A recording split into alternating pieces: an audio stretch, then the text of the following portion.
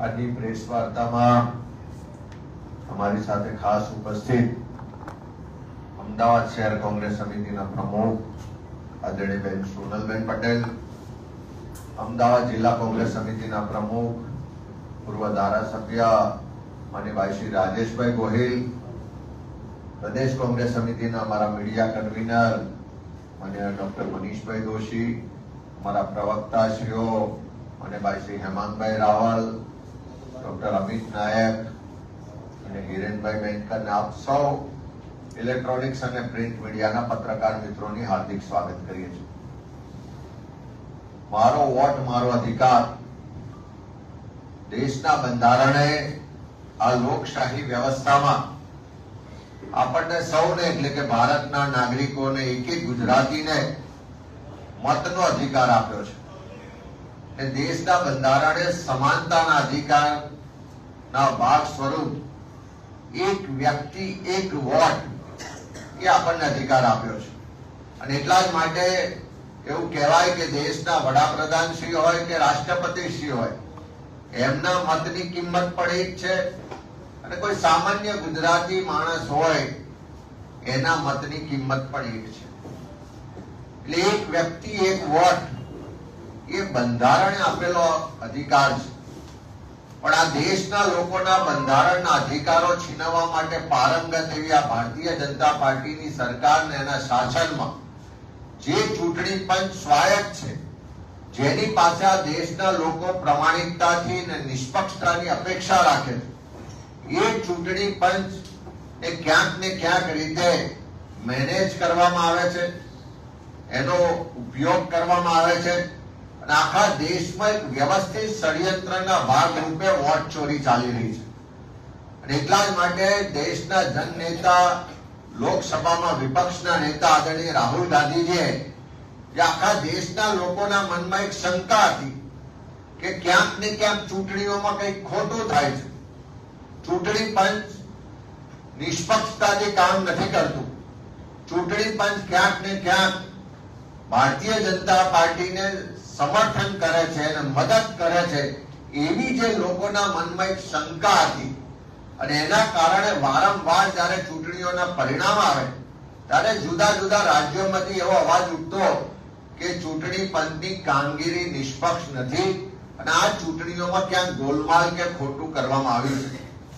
રાહુલ ગાંધીજીએ જ્યારે વોટ ચોરીનું આખું જે નેક્સસ ચાલે છે અને કેવી રીતે આ વોટ ચોરી થાય છે એ બાબતે વિસ્તૃત રીતે પ્રેસ કોન્ફરન્સના માધ્યમથી આખા દેશ અને દુનિયાના લોકોને બતાવ્યું કે ચૂંટણી પંચ જે નિષ્પક્ષ હોવું જોઈએ, જેણે તટસ્થતાથી કામ કરવું જોઈએ, એ એની કામગીરી બજાવતું નથી અને ક્યાંક ને ક્યાંક ભારતીય જનતા પાર્ટીને મદદ કરવા માટે વોટ ચોરી થતી હોય એવું આખું તથ્યો પુરાવા સાથે પ્રેસ કોન્ફરન્સના માધ્યમથી વાત આપણી બધાની સમક્ષ, દુનિયા સમક્ષ મૂકી. અને ત્યાર પછી ગુજરાતમાં પણ આપણે બધાએ જોયું કે પ્રદેશ કોંગ્રેસ સમિતિની ટીમ દ્વારા જે રીતે નવસારી લોકસભા બેઠકની 84 વિધાનસભા બેઠકની ચકાસણી કરી, ત્યાં પણ 2,40,000 મતદારોની ચકાસણીમાં 30,000 કરતા વધારે મતદારોના નામ ક્યાંક શંકાસ્પદ, ડુપ્લિકેટ અથવા તો ખોટા હોવાનું સ્પષ્ટ પુરાવા સાથે સાબિત થયું છે. ત્યારે આખા દેશમાં વોટ ચોરી થઈ રહી છે અને આ વોટ ચોરી થી ચૂંટણીઓ જીતી જવાય છે. અને એટલા જ માટે ગુજરાત હોય કે દેશની સરકાર હોય, પ્રજા એક બાજુ મોંઘવારીથી પરેશાન છે, યુવાઓને રોજગાર નથી મળતો, ખેડૂતો આર્થિક રીતે પાયમાલ થઈ ગયા છે, વેપારીઓના ધંધા વેપાર ચોપટ થઈ ગયા છે, ગરીબ સામાન્ય માણસને કોઈ પણ એનો અધિકાર કે ન્યાય નથી મળતો. બધા જ વર્ગ વિસ્તારના લોકો પરેશાન છે, યુવાઓ, મહિલાઓ હોય, ખેડૂતો હોય, વેપારીઓ હોય, સમાજના બધા જ વર્ગ વિસ્તારના લોકો પરેશાન છે. પણ સરકાર બિંદાસ છે, કારણ કે એને ખબર છે કે ભલે લોકો ગમે તેટલા નારાજ હોય પણ ચૂંટણીઓ આવશે એટલે અમે વોટ ચોરી કરીશું, ચૂંટણીઓ આવશે એટલે અમે ચૂંટણી પંચને સાથે રાખીને વોટ ચોરી કરી અને ચૂંટણીઓ જીતી જઈશું. એટલે ભલે લોકો ખાડામાં પડે, ભલે લોકોને મોંઘવારીનો માર સહન કરવો પડે, ભલે પેપરો ફૂટે, ભલે લોકોને નોકરીઓ ના મળે, કર્મચારીઓ આંદોલન કરે, કામદારો પરેશાન હોય, પણ સરકારને કોઈની ચિંતા નથી, કારણ કે સરકારમાં બેઠેલા લોકો આ વોટ ચોરી સાથે સીધા સંડોવાયેલા છે. અને આપણે વોટ ચોરી એટલે શેની ચોરી? વોટ ચોરી એટલે તમારા મારા આપણને સૌને જે દેશના સંવિધાને અધિકારો આપ્યા છે અધિકારોની ચોરી. વોટ ચોરી એટલે આપણી ઓળખની ચોરી છે.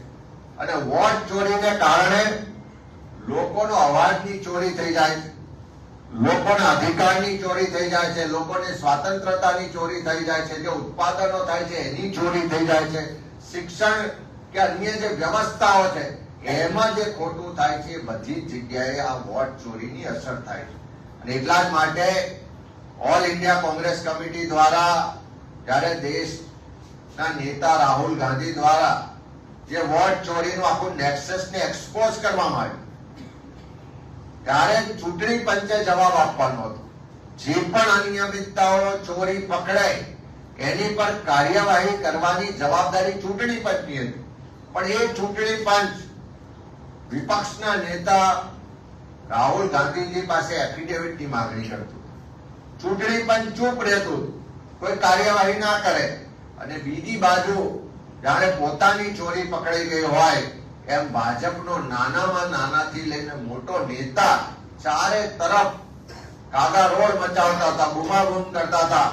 એનો સ્પષ્ટ મતલબ છે કે વોટ ચોરીનું જે નેક્સસ છે એના છેડા ક્યાંક ને ક્યાંક કમલમ સુધી પહોંચે છે.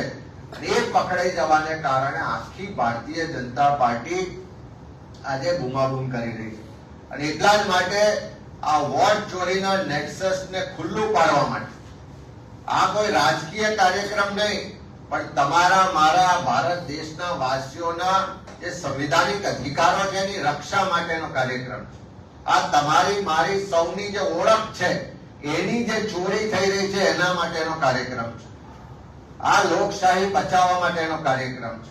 અને એ કાર્યક્રમના ભાગ સ્વરૂપ આખા દેશના નાગરિકો જે અત્યારે એકી અવાજે કહી રહ્યા છે કે વોટ ચોર ગદ્દી છોડ, એ અભિયાનને સમર્થન આપવા માટે સહી ઝુંબેશનો કાર્યક્રમ ઓલ ઇન્ડિયા કોંગ્રેસ કમિટી દ્વારા જાહેર કરવામાં આવ્યો છે. અને આ કાર્યક્રમ અંતર્ગત કોંગ્રેસના આગેવાનો કાર્યકરો લોકોની વચ્ચે જઈ રહ્યા છે. લોકોને આખી વોટ ચોરીની વાત, આખી લોકશાહી બચાવવાની જે વાત છે, સંવિધાનિક અધિકારોની રક્ષાની વાત છે, એ વાતો સાથે સંવાદ કરી રહ્યા છે અને સમર્થન રૂપે સહી લઈ રહ્યા છે.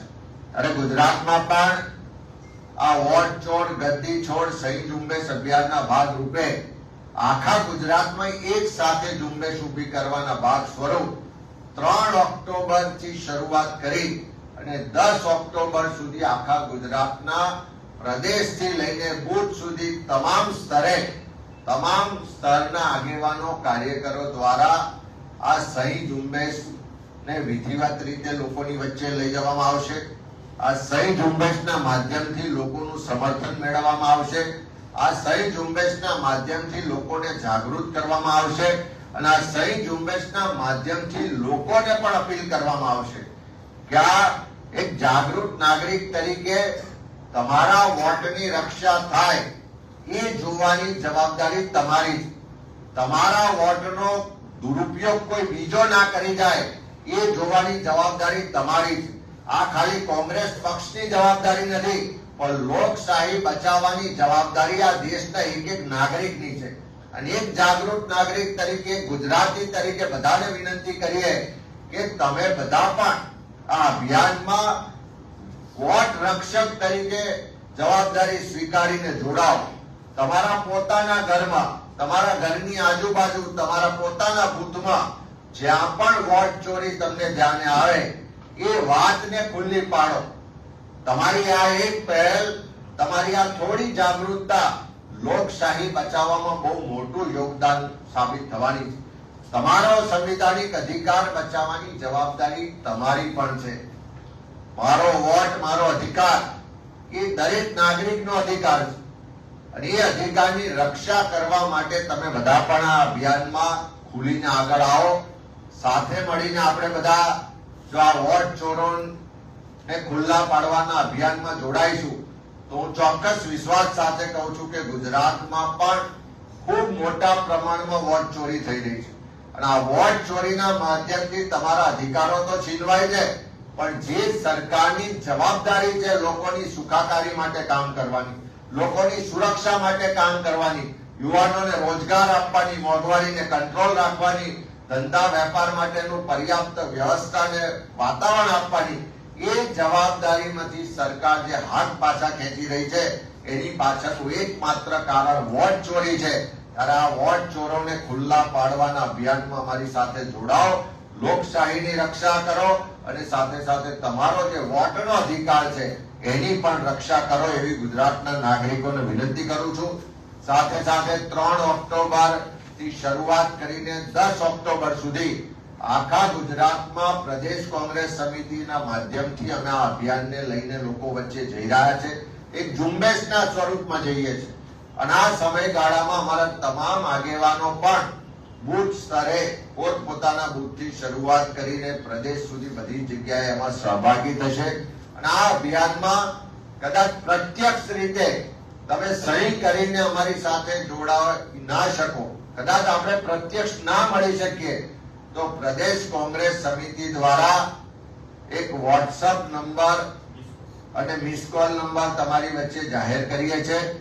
જે પણ લોકો લોકશાહી બચાવવાના અભિયાનને સમર્થન આપતા હોય, જે પણ લોકો પોતાના વોટના અધિકારની રક્ષા માટે વોટ રક્ષક બનીને આગળ આવવા માંગતા હોય, તમારા અને આ ગુજરાતના લોકોના સંવિધાનિક અધિકારોની રક્ષા માટે તમે જો આ અભિયાનમાં જોડાવા માંગતા હોય તો જે અમારો મિસ કોલ નંબર છે 08047358455